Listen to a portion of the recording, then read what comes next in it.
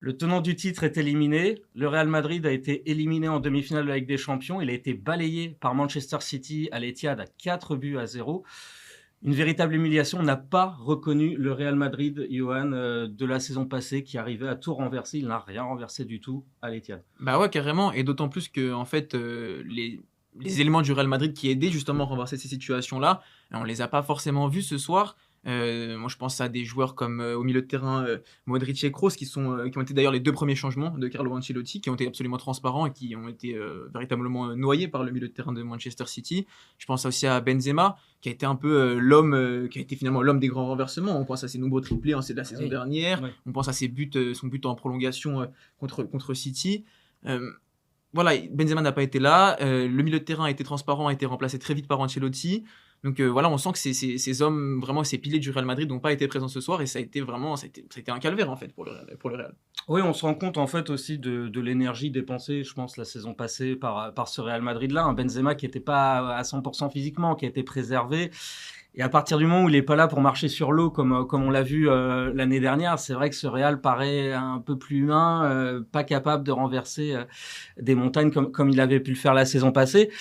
Et à côté de ça, il n'y avait pas trop de relais. C'est-à-dire un joueur, par exemple, comme Vinicius, qu'on attendait beaucoup, a finalement pas pesé. En première période, il y a un sprint face à Kyle Walker où il se fait manger, qui, je pense, symbolise finalement assez bien son match. Et surtout, en sortie de banc, l'an dernier, on se souvient que Camavinga a apporté, on se souvient des exploits de Rodrigo, qui avait mis des buts capitaux. Là, on n'a pas du tout vu d'apport du banc du côté du Real Madrid. Et comme on est sur une équipe qui manquait peut-être de fraîcheur physique par rapport à tous les efforts fournis, c'est là que cet apport du banc aurait été primordial. Et c'est vrai que ça a cruellement aussi fait défaut ce soir, même si probablement la différence est ailleurs. Sur la qualité de jeu, Évidemment. Le Real avait pas aidant. L'an dernier, c'était pas une équipe qui jouait forcément très très bien, mais qui arrivait quand même à bouleverser un peu les choses avec son mental.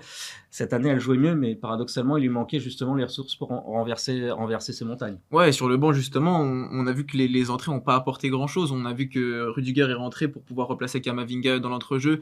Il n'a pas apporté forcément grand-chose, alors que l'année dernière, on se souvient par exemple contre le PSG, quand Camavinga rentre, même si c'est pas lui qui marque, le match bascule en quelque sorte. Même contre City. Ouais, même contre City au retour. City aussi, ouais.